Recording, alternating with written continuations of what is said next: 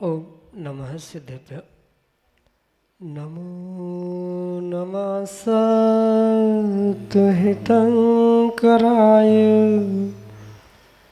वीराय भव्याम्बुजभास्कराय अनंतलोकाय सुरार्चिताय देवादिदेवाय नमो जिनाय देवादिदेवाय नमो जिनाय। पंच परमेष्टि भगवान की परम पूज्य आचार्य भगवंत गुरुवर विशुद्ध सागर जी मुनि महाराज की, परम पूज्य मुनि श्री प्रसम सागर जी महाराज की, परम पूज्य मुनि श्री सुप्रभ सागर जी महाराज जी की।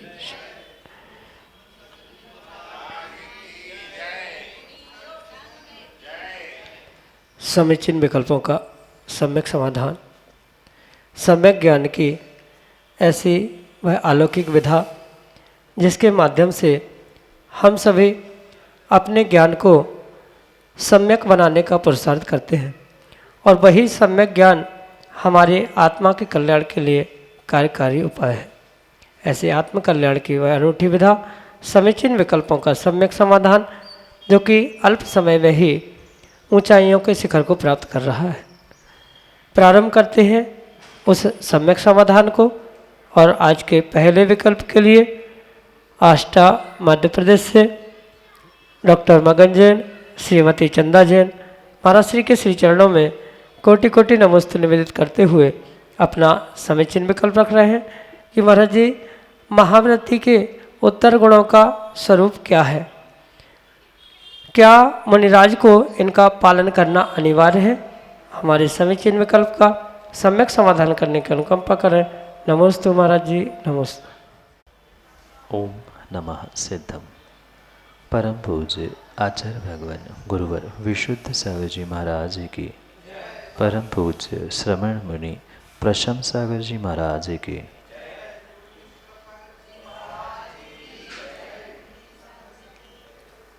जो जीव 5 महाव्रत, 5 समिति, 6 आवश्यक, 6 इंद्रिय निरोध, 7 शेष आदि रूप 28 मूल गुणों को धारण करता है, उन्हें ही आगम के परिप्रेक्ष्य में मुनिराज कहा जाता है। और जो आवश्यक रूप से या अनिवार्य रूप से पालन करने योग्य होते हैं उन्हें ही मूल गुण कहा जाता है। चाहे अन्य किसी परमेष्ठी के ही विषय में क्यों ना हो, जैसे आचार्य भगवंतों के 36 मूल गुण कहे, उपाध्याय परमेष्ठी के 25 मूल गुण कहे, साधु परमेष्ठी के 28 मूल गुण कहे। मूल गुण का अर्थ ही हुआ करता है कि मूल रूप से अनिवार्यता से जिसका पालन करना उन जीवों को, उन परमेष्ठी को आवश्यक होता है, जिनके निमित्त से ही उनकी वह संज्ञा प्राप्त है, उन्हें ही मूल गुणों कहा जाता है। और उन मूल गुणों के साथ मुनिराजों के जो उत्तर गुणों का भी व्याख्यान आगम ग्रंथों में प्राप्त होता है। अगर आप श्रद्धापूर्वक उन दोनों शब्दों के अर्थ भी समझने का प्रयास करो तो ये स्पष्ट हो सकता है कि किन गुणों को प्राप्त करना उन मुनिराजों को अनिवार्य है और किन के लिए वह विकल्प से प्राप्त कर सकते हैं उन गुणों को। जैसे मूल गुण कहा, ये स्वाभाविक रूप से समझने योग्य बात है कि जो अनिवार्यता से प्राप्त होता है, क्योंकि कोई पेड़, कोई बिल्डिंग बिना मूल के, बिना जड़ के खड़ी नहीं हो सकती। ऐसे ही जो 28 मूल गुण हैं वे अनिवार्यता से मुनिराजों को परिपालन करने योग्य हुआ करते हैं, पर जो अन्य उत्तर गुणों की व्याख्या मुनिराजों के निमित्त से प्राप्त होती है, उनके लिए वह वैकल्पिक दशा में उन उत्तर गुणों को प्राप्त करने की आज्ञा आगम में प्रदान की, क्योंकि जब संज्ञा ही उसे उत्तर गुण दी गई है, मूल और उत्तर, यानी जो मुख्य रूप से पालन करने योग्य है वे मूल है जिनकी अनिवार्यता है, पर जो वैकल्पिक अवस्था में विशेष तपस्या विशेष साधना के निमित्त से प्राप्त किए जाते हैं उन्हें उत्तर गुण के रूप में स्वीकार किया जाता है। संक्षेप से उनके पारिभाषिक शब्दों से ही उस उत्तर और मूल गुणों को समझने की आवश्यकता है, और वही उनका स्वरूप है जो अनिवार्यता से पालन करने की आवश्यकता न होने पर भी वैकल्पिक रूप से मुनिराज अपनी साधना चारित्र तपस्या को वृद्धिंगत करने के लिए प्राप्त करते हैं, कर भी सकते हैं, नहीं भी कर सकते हैं। नहीं पालन करने पर भी वे मुनिराज ही कहलाए जाते हैं। ऐसे उन गुणों को उत्तर गुण कहा जाता है, पर जो अनिवार्यता से धारण किए जाते हैं, परिपालन किए जाते हैं, वे मूल गुण होते। रही बात सभी मुनिराजों को उत्तर गुण पालन करना ही पड़ेगा, ऐसी किसी भी प्रकार की आवश्यकता अनिवार्यता बंधन नहीं है। जैसे कि मैंने पहले ही कहा, ये वैकल्पिक दशा है। मुनिराजों के लिए जो 12 तप कहे जाते हैं वे 12 तप भी उत्तर गुणों के अंतर्गत आते हैं। 5 समिति, 5 महाव्रत आदि जो 28 मूल गुणों का स्वरूप है वे ही मात्र अनिवार्यता से उन्हें प्राप्त करने होंगे, धारण करने होंगे, परिपालन करने होंगे। पर 12 तप आदि जो और उत्तर गुणों का व्याख्यान किया है वहाँ आवश्यकता नहीं है। पर ये भी परम सत्य है, जब निर्ग्रंथ अवस्था की सर्वोत्कृष्ट दशा जीव प्रकट करता है तब 84 लाख उन उत्तर गुणों के साथ वह विशेषता को प्राप्त करते हुए चारित्र की पूर्णता को प्राप्त करता है और अरहंत सिद्धावस्था को प्रकट कर लेता है। पर उसके पूर्व आवश्यकता उनके उत्तर गुणों को परिपालन करने की नहीं, अपितु मूल गुणों से ही उनकी पहचान, उनका लक्षण सिद्ध हो जाता है। उत्तर गुण संज्ञा के अनुसार उत्तर रूप है, आवश्यक नहीं, अपितु वैकल्पिक दशा में होते हैं। यही आपके लिए सम्यक समाधान। अगले समीचीन विकल्प के लिए हमारे सामने है निर्ग्रंथ श्रवण परम पूज्य आचार्य भगवंत गुरुवर विशुद्ध सागर जी महाराज के परम शिष्य उज्जैन नगर गौरव साध सागर जी महाराज। जय बोली 1008 पार्श्वनाथ भगवान की। संत श्रोमणी आचार्य भगवंत श्री 108 विशुद्ध सागर जी गुरुदेव की। मुनि श्री प्रसम सागर जी, सुप्रभ सागर जी, प्रणत सागर जी महाराज की।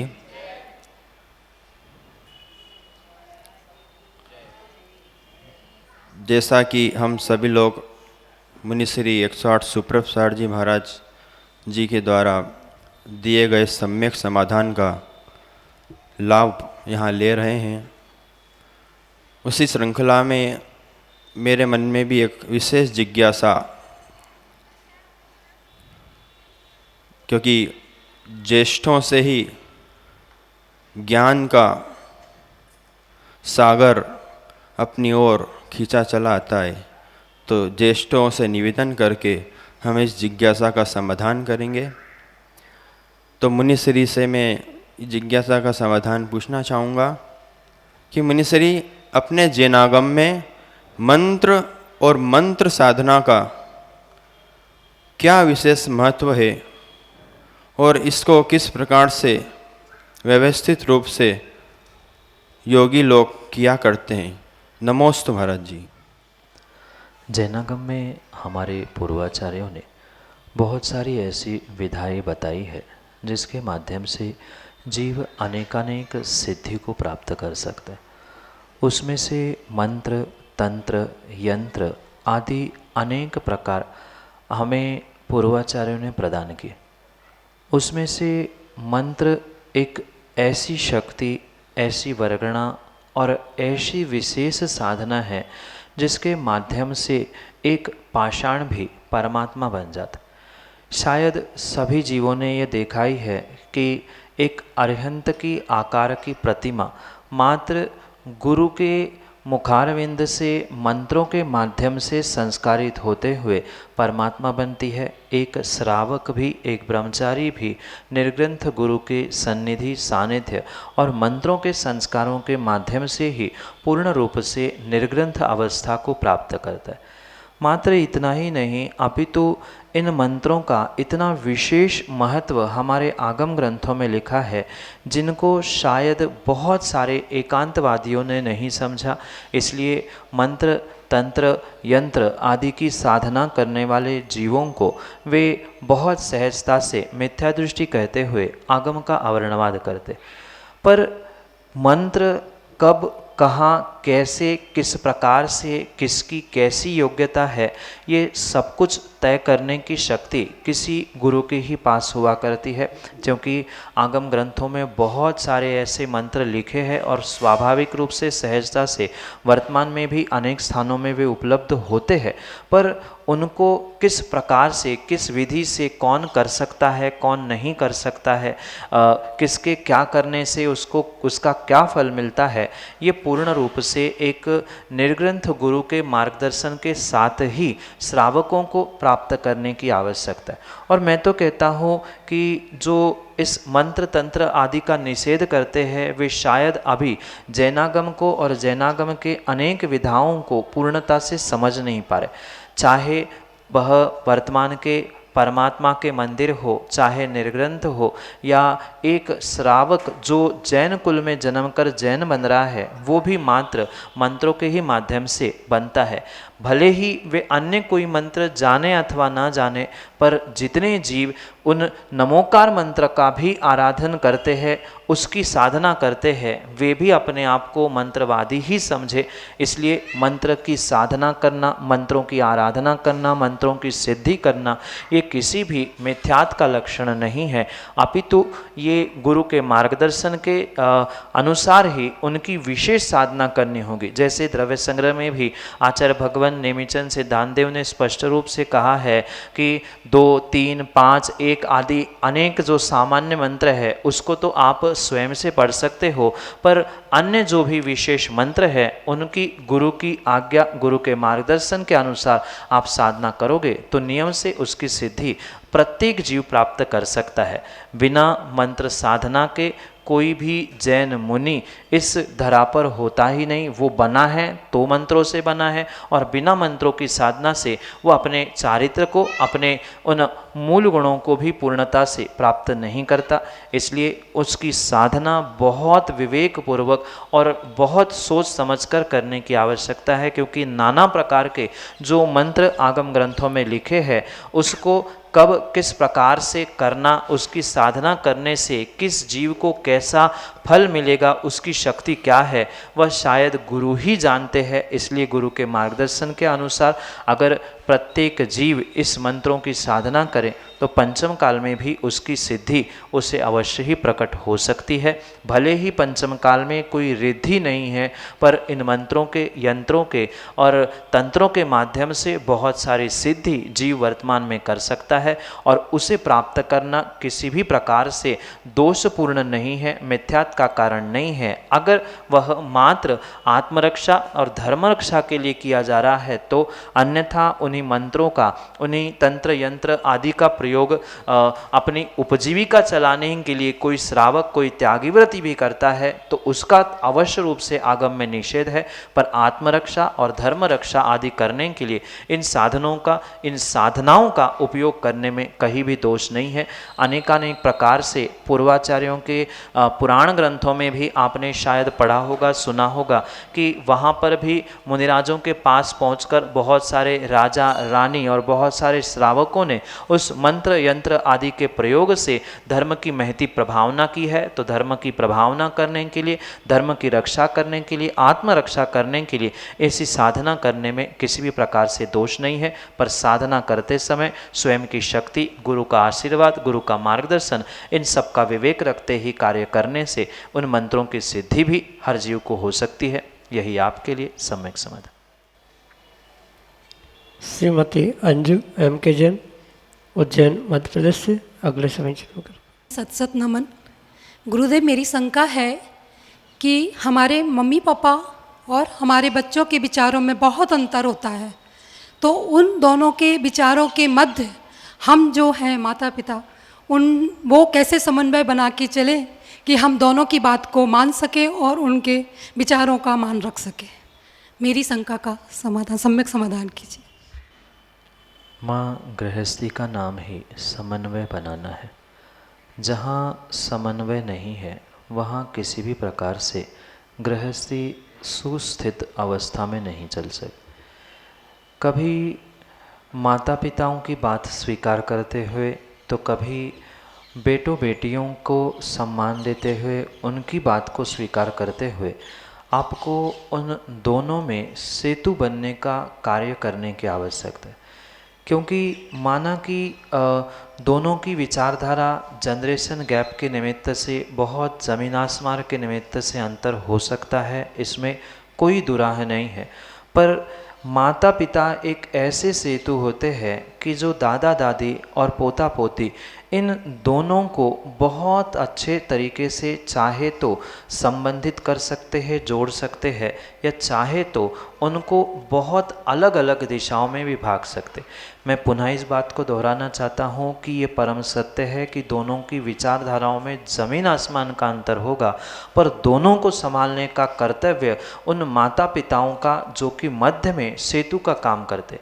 अगर थोड़ी सी भी गड़बड़ आपने इधर की उधर उधर की उधर कर ली तो हो सकता है आने वाले समय में आप उस बच्चे के माता पिता दादा दादी के रूप में पहुंचेंगे और उनके बच्चे आने वाले बेटा बेटी या पोता पोती के रूप में पहुंचेंगे। और वे अगर विपरीतता को ऐसे समय पर ग्रहण करेंगे जब वे बेटा बेटी है, तो आने वाले समय में आप जब सासू बने या आप जब माँ बने तब आपको वे ही दिक्कत देने वाले हो सकते हैं। इसलिए ध्यान रखें कि माता पिता के विचारों में कितना ही अंतर, हमारे विचारों में और बेटों के विचारों में भी कितना ही अंतर क्यों ना हो, पर हमें हमेशा ही इसे एक सेतु के समान, एक माँ एक उस पृथ्वी के समान बहुत सारी बातों को अपने पेट में रखते हुए उन दोनों का तालमेल बनाने ही जीने की आवश्यकता है। क्योंकि परिवार में, गृहस्थी में अगर तालमेल समन्वय नहीं है तो कभी भी घर का कोई भी सदस्य सुख चैन से जी नहीं सकता।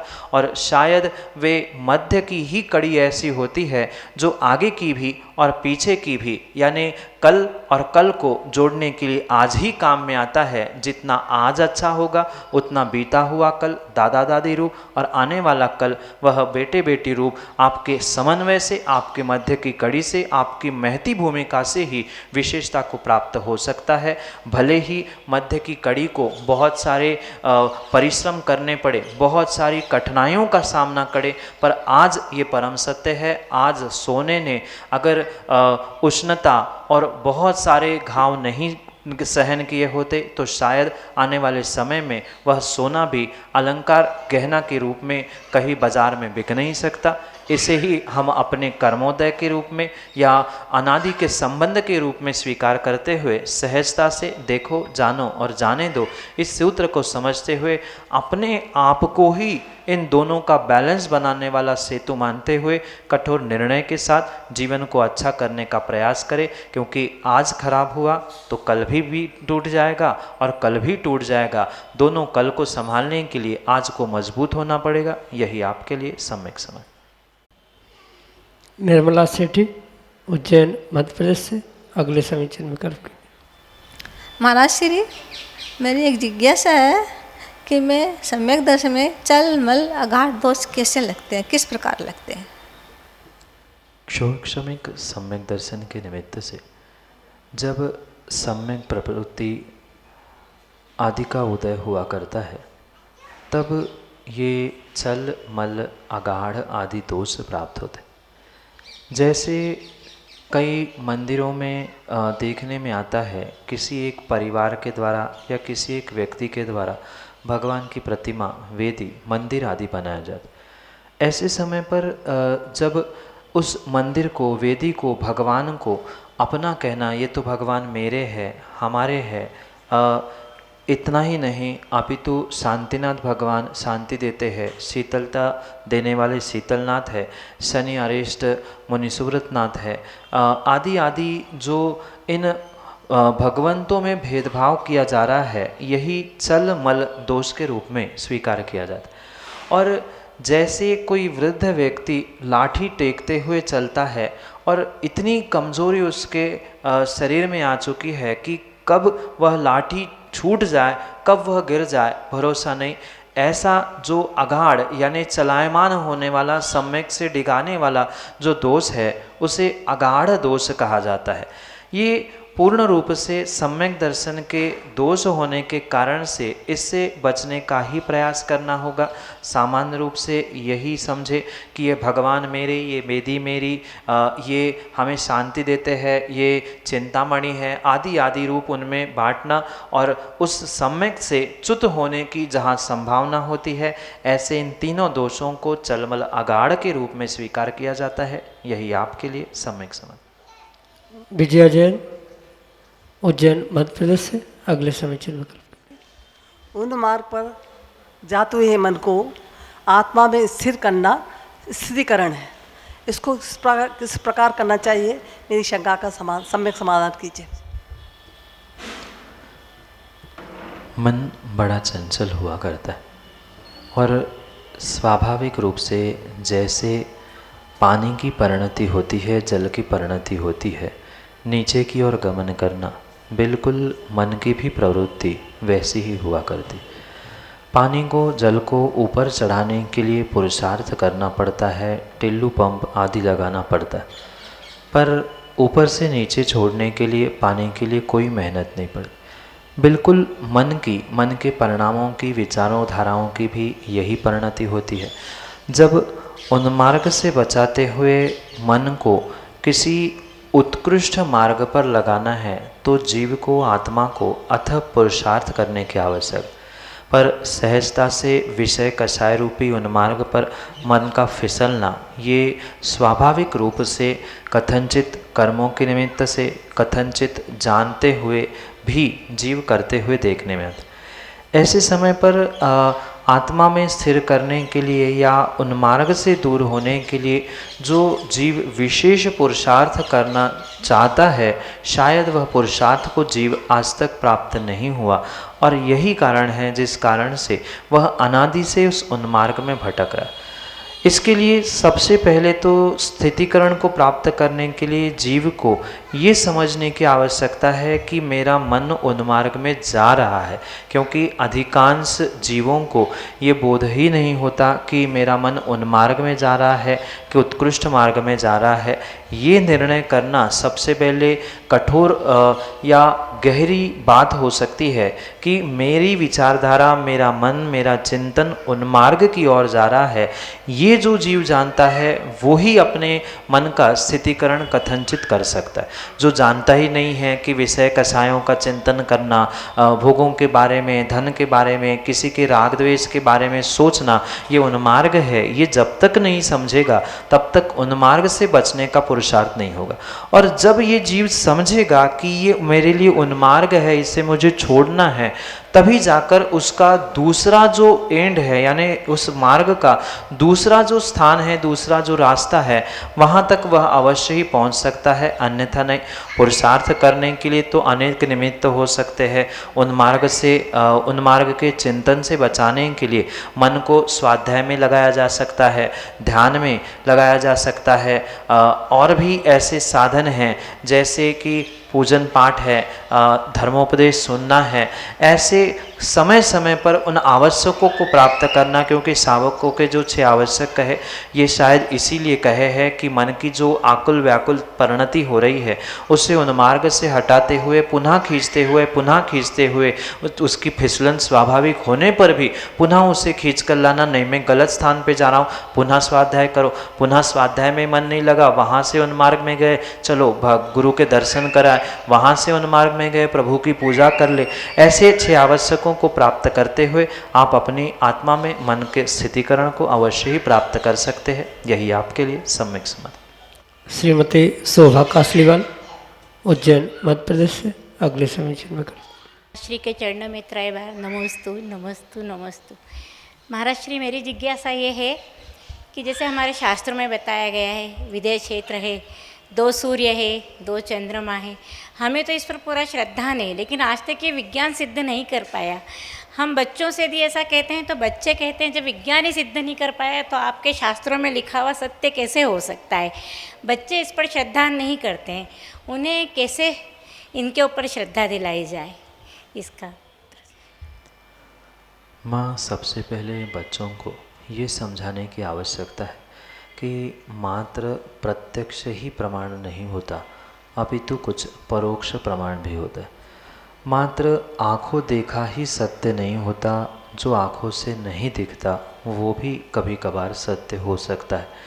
ये उन्हें अनेक प्रकार के तर्क, लॉजिक आदि के माध्यम से समझाने की आवश्यकता, क्योंकि जो वर्तमान में विज्ञान प्रैक्टिकल करके दिखा रहा है वैसा प्रैक्टिकल इन विषयों का करना शायद असंभव तो नहीं है पर कठिन है।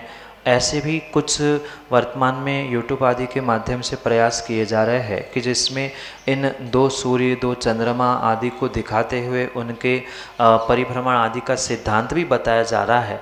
पर ये सब बातें गौण हैं, उसके साथ सबसे पहले उन्हें तर्क और लॉजिक आदि के माध्यम से ये समझाने की आवश्यकता है कि जैसे आप यहाँ पर बैठे हो पर आपके दादाजी के दादाजी सामने ना होने पर भी क्या दादाजी नहीं थे? आपने दादाजी को नहीं देखा, दादाजी की फ़ोटो नहीं देखी, तो दादाजी नहीं थे क्या? दादाजी थे तभी तो दादाजी हुए, और दादाजी के दादाजी नहीं होते तो तुम्हारे पिताजी क्या, तुम भी नहीं होते। ये जैसे परोक्ष प्रमाण से उन्हें सिद्ध कराकर समझाने का प्रयास, और मात्र इतना ही नहीं अपितु ऐसे अनेकानेक दृष्टांत प्रतिदिन प्रतिपल उन्हें समझाने का प्रयास करोगे तो हो सकता है कभी न कभी उनको इन विषयों पे श्रद्धा भी हो। पर ये परम सत्य है, जब तक उन जीवों का पुण्य का उदय नहीं होगा तब तक आप लाख समझा देना, उनका उस विषयों पर श्रद्धा होना संभव नहीं है। वीतराग विज्ञान की परम सत्यता तर्क लॉजिक के माध्यम से ही समझाई जा सकती है। जब पिता के पिता, दादा के दादा आपने नहीं देखने पर भी होते हैं, अमेरिका नहीं देखी आपने फिर भी अमेरिका है, अमेरिका दिख नहीं रही, चंद्रमा दिख रहा है फिर भी चंद्रमा दूर है, अमेरिका पास है। ऐसे अनेक तर्कों के माध्यम से उन्हें समझाने का प्रयास किया जाए और हो सकता है उनका पुण्य का नियोग होगा तो उस तत्वों पर श्रद्धान करते हुए आगम को भी समझेंगे और आगम के रहस्य को भी समझेंगे। यही आपके लिए सम्यक समझ। जय जन बंधु, आप हम सभी लाभ ले रहे थे लोकप्रिय कार्यक्रम सम्यक समाधान का। प्रतिदिन यह कार्यक्रम 5:13 पे YouTube चैनल सुप्रभ उवाच के माध्यम से प्रसारित होता है। मुनिषी सुप्रभ सागर जी का नाम सुप्रभ, वाणी का पर्यायवाची नाम उवाच, सुप्रभ उवाच। इस YouTube चैनल के माध्यम से मुनिषी के इस सम्यक समाधान एवं अन्य प्रवचन भी प्रसारित होते हैं। YouTube अब हर घर में है, हर घर में स्मार्टफ़ोन है। स्मार्टफ़ोन में पहले से प्री इंस्टॉल YouTube ऐप आता है। उस ऐप में आपको सर्च करना है सुप्रभ उवाच।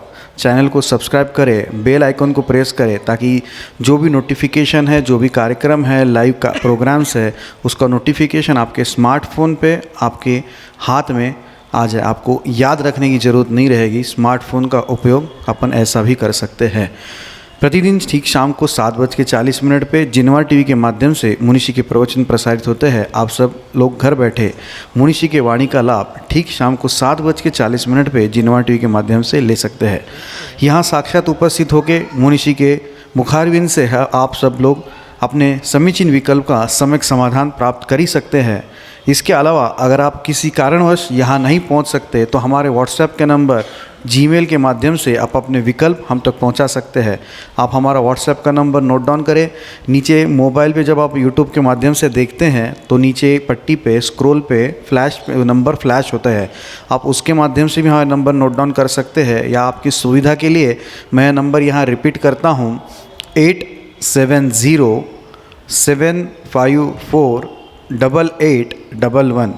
मैं नंबर रिपीट करता हूँ 8707548811। यह व्हाट्सएप का नंबर है। आप आपके विकल्प हम तक पहुंचा सकते हैं इसके माध्यम से।